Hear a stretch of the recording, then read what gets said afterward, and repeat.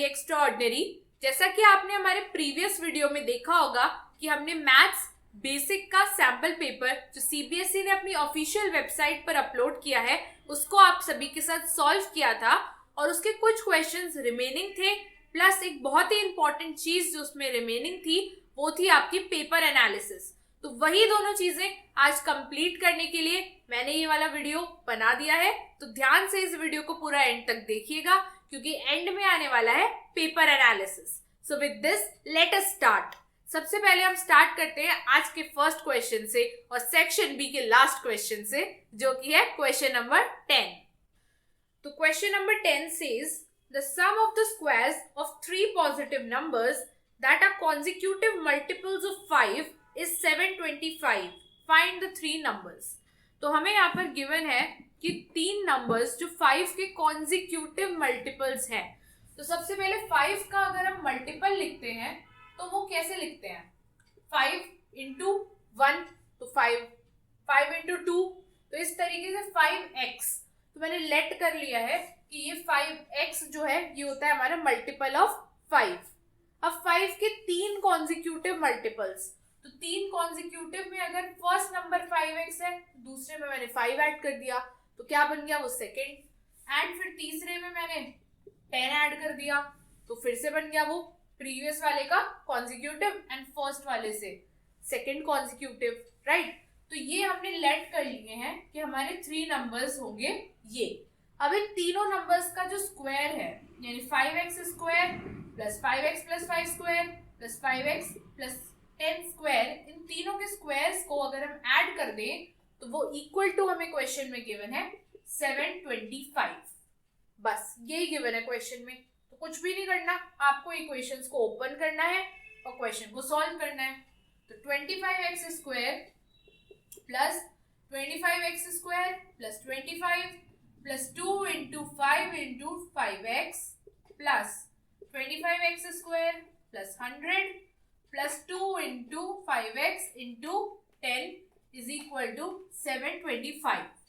So this 25x square plus 25x square क्या हो जाएगा? 50x square plus 25 plus यहाँ पे 5 to the 10 into 5 50x plus 25x square plus 100 plus 10 into 10 100x is equal to 725। सारे x square वाले terms को एक साथ लिख लेते हैं। 75x स्क्वायर प्लस अब हम जितने भी x वाले टर्म्स है हमारे पास यानी कि दो टर्म्स है 150x plus 100 plus 25 is equal to 725, यानी 75x square plus 150x plus 125 में से माइनस कर दो 725, हम सबको लेफ्ट हैंड साइड पर ले आए हैं। तो 75x square plus 150x minus 600 is equal to 0। अब ये फॉर्म तो हमारी देखी हुई है, क्या है ये है क्वाड्रेटिक इक्वेशन। तो क्वाड्रेटिक इक्वेशन को हमें सॉल्व करना है, लेकिन यहाँ पे बहुत बड़े बड़े टर्म्स हैं। तो ध्यान से अगर आप देखो तो ये 75 के मल्टीपल्स है ना सारे टर्म्स, तो हम क्यों ना इन सब में से 75 अगर कॉमन ले लें तो हमारे पास क्या आ जाएगा? एक्स स्क्वायर प्लस 75 इंटू 2 150 हो जाता है, तो 2x माइनस, और यहाँ पे से भी हम 75 कॉमन ले लेंगे तो 8 टाइम्स हमारा ये चला जाएगा तो -8। तो ये हमारी एक छोटी सी क्वाड्रेटिक इक्वेशन आ गई। तो बस अब इस इक्वेशन को हमें सॉल्व करना है। तो 8 के ऐसे आप मेरे को दो मल्टीपल्स बताओ कि उन दोनों को सब्ट्रैक्ट करें तो हमारे 2 आ जाए, तो क्या होंगे वो? 4 into 2 8 and 4 minus 2 is equal to 2। 4 minus 2x minus 8 is equal to 0।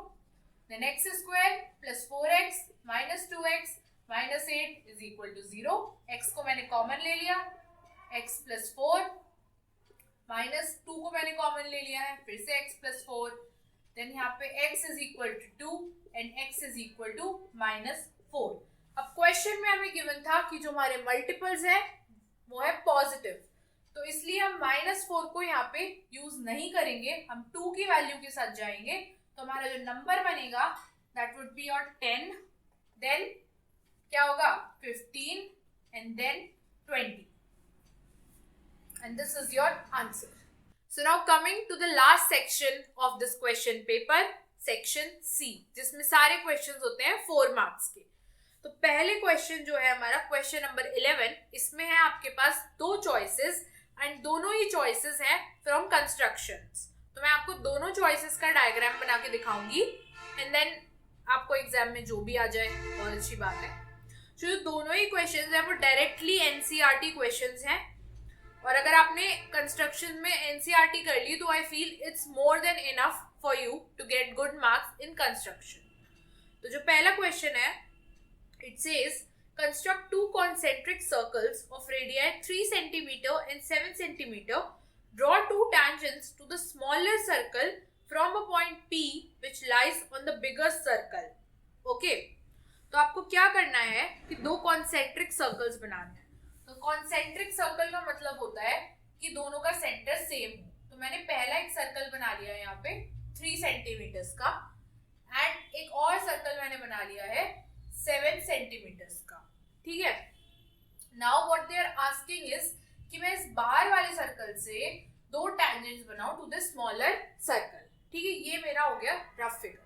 अब मैं आपको बताती हूँ कि आपको कैसे बनाना है। सबसे पहले आप स्केल लेंगे, कंपास में रेडियस लीजिए 3 सेंटीमीटर्स का, और ये आपने एक सर्कल बना लिया। ठीक है, उसके बाद फिर आप 7 सेंटीमीटर्स का रेडियस लीजिए एंड इस तरीके से आपने दूसरा सर्कल बना लिया इसके बाहर।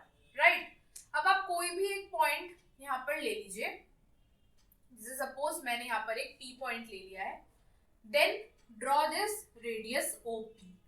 Okay, now what you have to do is कि आपको इस लाइन का परपेंडिकुलर बाइसेक्टर निकालना है। तो परपेंडिकुलर बाइसेक्टर निकालने के लिए हाफ से ज्यादा आप अपने कंपास में मेजर करेंगे, एक आर्क यहाँ पे लगाएंगे एंड फिर यहाँ रखेंगे, एक आर्क इधर लगाएंगे। सिमिलरली इस पॉइंट से रखकर भी ऐसी तरीके से आपकी 2 आर्क्स लग जाएंगी एंड इस तरीके से एक लाइन आपकी ड्रॉ हो जाएगी, ये आपकी परपेंडिकुलर बाइसेक्टर हो जाएगी। नाउ ये एक पॉइंट ऑफ कॉन्टैक्ट बनेगा इनका, इसको सेंटर मान के एक आप रेडियस लीजिए, this is suppose this point is x, XP radius लेकर एक और आप सर्कल बना लो, उस सर्कल को आप ड्रॉ कर लीजिए इस तरीके से। And now what you have to do is, जो आपका सर्कल बना है इसे आप पूरा ड्रॉ कर लीजिए। अब यहाँ पर ये सर्कल 2 पॉइंट्स पे हमारे स्मॉल सर्कल को कट करेगा। ये एक पॉइंट हो गया एंड ये एक पॉइंट हो गया।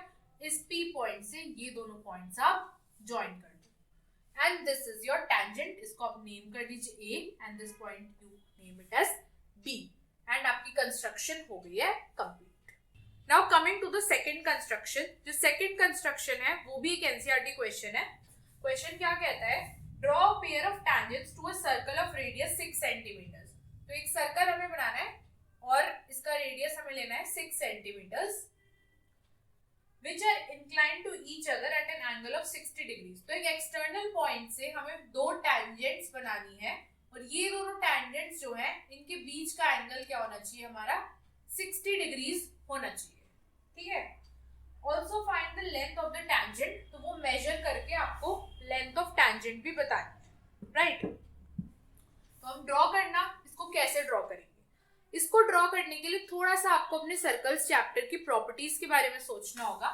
उसमें एक प्रॉपर्टी होती है कि अगर हम इस तरीके से 2 रेडियस जो है वो इन पॉइंट्स ऑफ कांटेक्ट पे ज्वाइन कर दें, तो ये जो इंटरनल एंगल होता है और ये जो एंगल आपका बनता है एक्सटर्नल P पॉइंट पर, ये दोनों एंगल्स का सम जो होता है वो क्या होता है 180 डिग्रीज।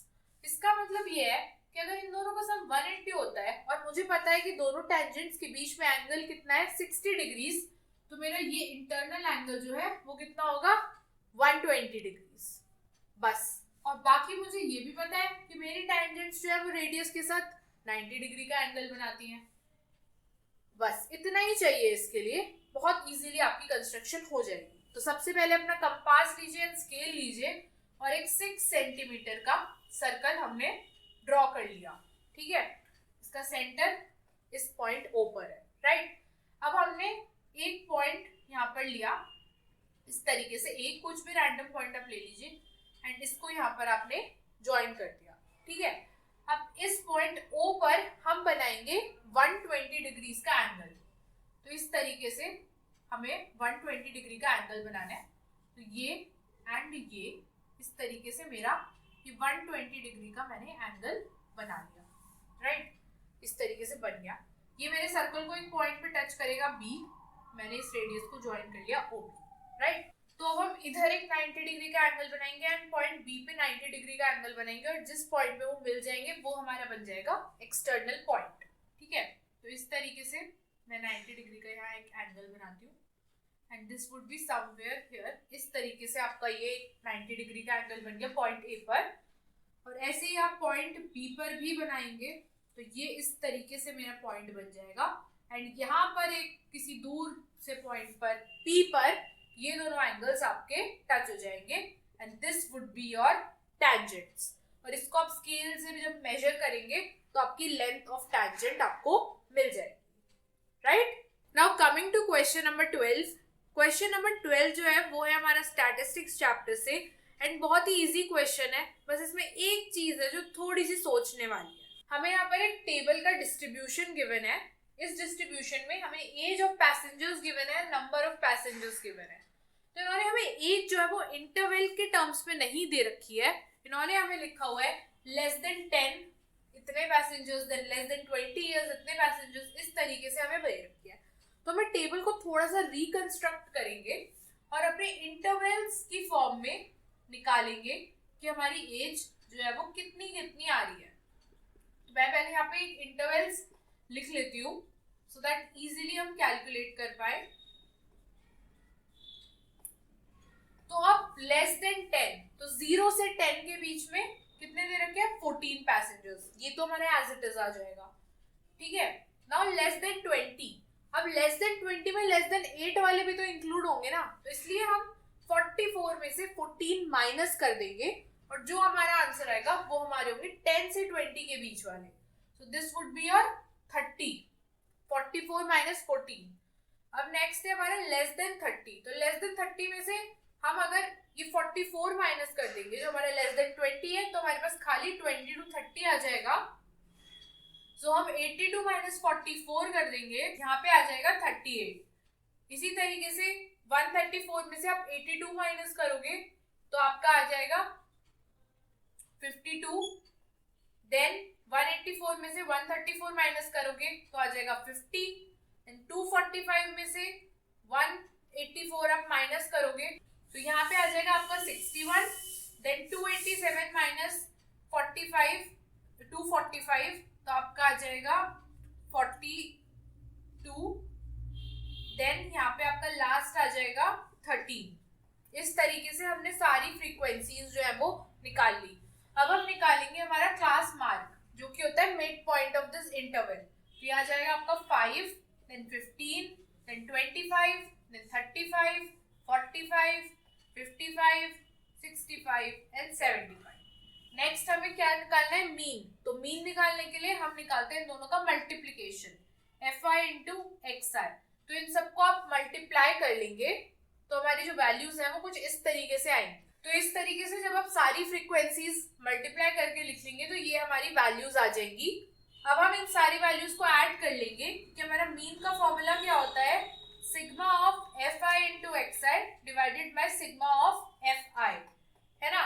तो फ्रीक्वेंसीज का सम आ गया था हमारा 300 एंड यहाँ पे आ गए 12600, राइट। तो इसको हमने लिख लिया 12600 डिवाइडेड बाय 300। हमारे दोनों जीरोस कैंसिल हो जाएंगे and this would come as 42। So this would be your answer. Now coming to the most exciting part of the video जो है हमारी case study based questions. Now coming to question number 13। तो question number 13 में एक light house के बारे में starting में हमें डिस्क्रिप्शन दिया हुआ है, since this is a case study based question. उसके बाद हमें लिखा हुआ है कि द हाइट ऑफ दिस, जो बेसिक डिटेल्स है वो मैं आपको बता देती हूँ। तो एक लाइट हाउस है मुंबई में that was constructed in 1874 and it is approximately 40 meters high। तो ये उन्होंने लाइट हाउस का एक डायग्राम दे रखा है और ये 40 मीटर्स की इसकी हाइट है। AB जो है वो हमारा 40 मीटर्स है, ओके। एंड यहाँ पर एक शिप और एक बोट दोनों इस लाइट हाउस की तरफ आ रहे हैं and they are coming from opposite directions. तो जो ship का जो angle of depression बन रहा है वो हमारा बन रहा है 30 degrees of the तो जो एंगल ऑफ डिप्रेशन बन रहा है वो उन दोनों का हमें गिवन है 30 डिग्रीज एंड 60 डिग्रीज. तो जो हमारा बोट का एंगल ऑफ डिप्रेशन बन रहा है वो बन रहा है 30 डिग्रीज एंड जो शिप का एंगल ऑफ डिप्रेशन बन रहा है वो बन रहा है 60 डिग्रीज. अब उन्होंने हमसे क्वेश्चन में पूछा है which of the two boat और ship which is nearer to the light house find its distance from the light house. अब उन्होंने हमसे पूछा कि कौन सा ज्यादा पास में होगा, क्या बोट ज्यादा पास में होगी या शिप ज्यादा पास में होगी, क्या ज्यादा पास में होगा. तो इसके लिए एक बहुत ही इंपॉर्टेंट स्टेटमेंट आप लोगों को थोड़ा अपने दिमाग से अगर आप सोचेंगे तो आपको समझ में आएगा कि जब हमारा एंगल ऑफ डिप्रेशन जो होता है, एंगल ऑफ डिप्रेशन जो होगा हमारा जब वो ज्यादा होता है यानी मोर होता है तो जो हमारा डिस्टेंस होता है उस पॉइंट का वो हमेशा लेस होता है. डिस्टेंस क्या होता है हमारा लेस होता है. तो इस केस में किसका एंगल ऑफ डिप्रेशन ज्यादा है, क्या बोट का एंगल ऑफ डिप्रेशन ज्यादा है या शिप का. ऑब्वियसली हमारे शिप का एंगल ऑफ डिप्रेशन ज्यादा है जो कि है 60 डिग्रीज. तो हमारी शिप जो है वो होगी हमारी nearer as compare to boat. अब उन्होंने हमसे ये डिस्टेंस भी पूछा है कि भाई कितना पास है ये. तो डिस्टेंस निकालने के लिए हमें पता है कि हमारे पास हाइट गिवन है और हमें बेस निकालना है. तो हम tan का यूज करेंगे. tan 60 degree would be equal to 40 upon, और ये मैंने सपोज ले लिया x है डिस्टेंस, अपॉन x. तो tan 60 डिग्री क्या होता है आपका √3 is equal to 40 by x and your x is equal to 40 upon √3 meters. तो ये मेरा डिस्टेंस आ गया. ओके, नाउ जो second part of the question है उन्होंने हमसे पूछा है find the time taken by the boat to reach the light house if it is moving at the rate of 20 kilometers per hour. तो अब हमें उन्होंने बोट के लिए क्वेश्चन दिया है जिसमें उन्होंने हमें स्पीड दे रखी है बोट की which is 20 kilometers per our. ठीक है, तो सबसे पहले तो जो नोटिस करने वाली चीज है स्पीड का फॉर्मूला क्या होता है, डिस्टेंस अपॉन टाइम, है ना. अब सबसे पहले हमें टाइम निकालना है. तो स्पीड का फॉर्मूला हम लिखते हैं डिस्टेंस अपॉन टाइम, यानी कि हमें टाइम निकालना है तो डिस्टेंस अपॉन स्पीड. स्पीड तो गिवन है, डिस्टेंस हमें निकालना होगा. तो चलिए हम निकाल लेते हैं distance. tan 30 is equal to 40 upon, और ये हमारा dB हमें जो निकालना है. तो tan 30 की वैल्यू क्या होती है 1 by √3 is equal to 40 upon dB and हमारा जो dB होगा वो होगा 40√3. तो ये हमारी डिस्टेंस की वैल्यू है. ये डिस्टेंस की वैल्यू किसमें है, मीटर्स में, और स्पीड जो हमें गिवन है वो है किलोमीटर्स पर आवर में. तो हम सबसे पहले स्पीड को चेंज कर लेते हैं. तो 20 किलोमीटर्स को मीटर्स में कन्वर्ट करने के लिए हमने 1000 से डिवाइड कर दिया, और मीटर पर सेकंड में वैसे कन्वर्ट कर लेती हूँ, ज्यादा इजी हो जाएगा. तो इसे हमने 60 से डिवाइड कर दिया, राइट. इस तरीके से 60 इंटू 60 से मैंने इसको डिवाइड कर दिया, राइट. अब हमें डिस्टेंस अपॉन स्पीड निकालनी है. तो ये हमारा आ गया, हमारा टोटल क्या है, ये हमारी स्पीड. इसमें हम 0 से 0 हम कैंसिल कर देंगे. तो इस वुड बी 200 अपॉन 36 मीटर पर सेकेंड. ये तो मेरी आ गई स्पीड. अब मुझे क्या निकालना है, टाइम. तो टाइम हो जाएगा हमारा 40√3 अपॉन 200 इंटू 36. 0 से 0 कैंसिल हो जाएगा and 5 that is 36√3 upon 5 meter, यानी इतने सेकंड्स लगेंगे. हम सेकंड्स में हम मान लेते हैं इतने हमारे पास टोटल सेकंड्स आ गए हमारे टाइम जितना हमारी बोर्ड को लगेगा. Now coming to the last question of this sample paper. इसके अंदर एक और जो केस स्टडी है उसमें हमें डिस्क्राइब करो एक कृष्णा नगर करके एक विलेज है, एक छोटा सा स्मॉल टाउन आप कह सकते हो, in Nadia district of West Bengal, जहाँ पर जो बहुत ही क्ले की बहुत यूनिक सी डॉल्स बनाते हैं वहाँ के जो आर्टिसंस होते हैं. तो उसी का एक डिस्क्रिप्शन हमें इस क्वेश्चन में गिवन है, और उसके बाद उन्होंने हमें 4 डॉल्स की इमेजेस दे रखी है. वो इमेजेस यहाँ पर इंसर्ट हो जाएंगी आपके पास क्वेश्चन की. तो वो इमेजेस के बेसिस पे उन्होंने हमें कुछ मेजरमेंट्स गिवन है और उन मेजरमेंट्स को देखते हुए हमें सॉल्व करना है. And these measurements and this question is related to volume and surface area chapter. तो इसमें हमें क्या दे रखा है, the ratio of the diameters of red spherical apples of doll 1 to that of the spherical oranges in doll 2 is 2:3. तो जो हमारा doll 1 अपॉन doll 2 के जो भी ऑरेंजेस एंड एप्पल्स का रेशियो हमें दे रखा है वो हमें दे रखा है रेडियस का, डायमीटर का है तो इक्वल टू रेडियस ही हो गया, क्योंकि डायमीटर क्या होता है 2 टाइम्स ऑफ रेडियस और दोनों में ही डायमीटर गिवन है तो डिवाइडेड बाय हम 2 कर लेंगे. तो दिस वुड बी 2/3. ठीक है. In doll 3, the male doll of blue color has a cylindrical body and spherical head. ठीक है. तो उसका जो बॉडी है, जो फोर्थ हमारा डॉल है, उसके अंदर हमने बोला कि उसका हेड जो है वो है स्फेरिकल, स्फीयर है हेड हमारा, एंड जो उसकी बॉडी है वो है हमारी सिलेंडर. ओके. फिर उसके भी हमें कुछ मेजरमेंट्स दे रखे हैं उन्होंने. The radius of both the spherical head and the cylindrical body is 3 centimeters. So हमारा radius for both these things is 3 centimeters and the height of the cylindrical body is 8 centimeters. Now based on this information we have to find the answers of the question.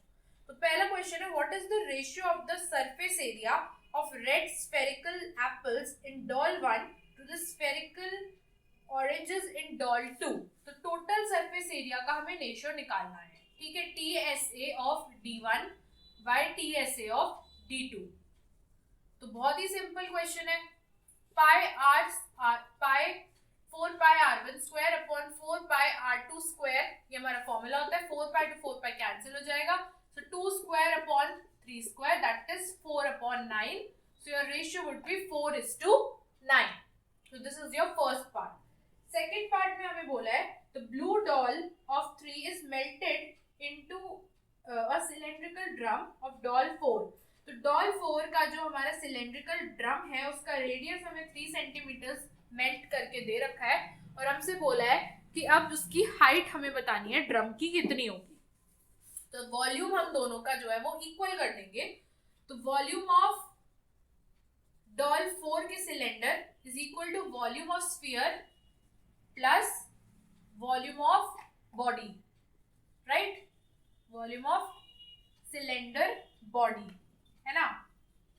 तो ये हमारा कितना हो जाएगा, volume of doll 4 की shape का cylinder shape है तो ये हो जाएगा हमारा pi r square h. r की वैल्यू यहाँ पे हमें 3 गिवन है तो 9 pi h is equal to volume of sphere क्या होता है 4/3 पाई r क्यूब. तो यहाँ पे 3 into 3 9 and 9 3s are 27 plus pi into again r square that would be your 9 into height दे रखे 8. So you can cancel this out. This would come as 9 pi h is equal to 36 pi plus 9 8 is 72 pi. Pi तीनों जगह से हम common ले लेंगे तो it would be 9h is equal to 36 plus 72. Then h is equal to, this would be 108 divided by 9 and that would be your 12 centimeters. With this आपका ये पूरा पेपर जो है वो सॉल्व हो गया है. And now comes the most exciting part जो कि हमारा analysis. Now after solving this whole paper एक बेसिक एनालिसिस में लेकर आई हूँ और कहीं ना कहीं वो एनालिसिस जो है वो आपका मैच करता है बिल्कुल मैथ स्टैंडर्ड पेपर के साथ. अगर आप ध्यान से देखो तो क्वाड्रेटिक इक्वेशंस के 5 मार्क्स का टोटल वेटेज है. देन अर्थमेटिक प्रोग्रेशंस का वेटेज है 5 marks. Then heights and distances 7 marks, circles 5 marks, surface area and volume 6 marks, statistics 8 marks and constructions 4 marks. अब ये जो इधर ब्रैकेट्स में मैंने मार्क्स लिखे हुए हैं ये है स्टैंडर्ड पेपर के अंदर जो उन्होंने सैम्पल पेपर दे रखा था उसमें क्या मार्क्स डिस्ट्रीब्यूशन था. तो उसमें भी लगभग सिमिलर ही मार्क्स डिस्ट्रीब्यूशन था. सिर्फ एक कंस्ट्रक्शन का क्वेश्चन जो 3 मार्क्स का था हमारे स्टैंडर्ड में वो हमारे बेसिक में 4 मार्क्स के क्वेश्चन में पूछा गया है. एंड सिमिलरली सर्कल्स के वेटेज में थोड़ा सा 1 मार्क का डिफरेंस है and quadratic and arithmetic progressions की. बाकी जो मोस्ट इंपॉर्टेंट चैप्टर्स हैं वो अभी भी सेम ही है, स्टैटिस्टिक्स, क्योंकि उससे मीन, मीडियन, मोड तीनों का क्वेश्चन आया है in both these papers. Similarly Heights and distances से दोनों में केस स्टडी आई है एंड एक अच्छा सा क्वेश्चन और भी सॉल्व करने के लिए आया है। And then application of circles in everything, तो कंस्ट्रक्शन में भी सर्कल का एप्लीकेशन था और खुद से भी सर्कल्स के जो क्वेश्चंस आए थे वो भी अच्छे लेवल के क्वेश्चंस थे। बहुत इजी मैं नहीं कहूंगी कि बिल्कुल ही डायरेक्ट क्वेश्चंस थे, ऐसा नहीं था। तो इस तरीके से ओवरऑल यही आपके लिए टिप्स हैं कि जो मैंने पिछले वीडियो में आपसे कहा था कि एक बेसिक स्ट्रैटेजी आप इस तरीके से फॉलो करो कि आप इन चैप्टर्स को कभी मिस ना करो। Statistics, Heights and distances, circles and surface area and volume, ये 4 चैप्टर्स मोस्ट इंपॉर्टेंट है। उसके बाद फिर आप कंस्ट्रक्शंस कर लो, क्योंकि एक क्वेश्चन डेफिनेटली फिक्स्ड है कंस्ट्रक्शन से, या तो 3 मार्क्स का या 4 मार्क्स का आएगा ही आएगा, तो वो भी एक स्कोरिंग पार्ट हो जाता है। मोस्टली एनसीईआरटी क्वेश्चंस ही आते हैं। बाकी अगर आपको किसी और सब्जेक्ट के लिए कोई भी टिप्स चाहिए हो और ये आप चाह रहे हो कि किस तरीके से अपना सिलेबस पूरा करें, तो वो सभी टाइप के वीडियोस जो हैं वो अब आने वाले हैं इस चैनल के ऊपर।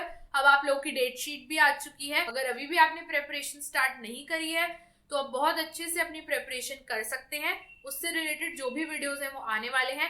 संस्कृत के वीडियोस हैं वो भी आने वाले हैं, एंड जो भी आपको और कुछ करियर रिलेटेड वीडियोस चाहिए तो वो भी आने वाले हैं। सभी तरीके के वीडियोस अब चैनल पे बहुत जल्दी अपलोड हो जाएंगे। तो आप कमेंट्स में मुझे बताइएगा कि आपको ये वीडियो कैसा लगा।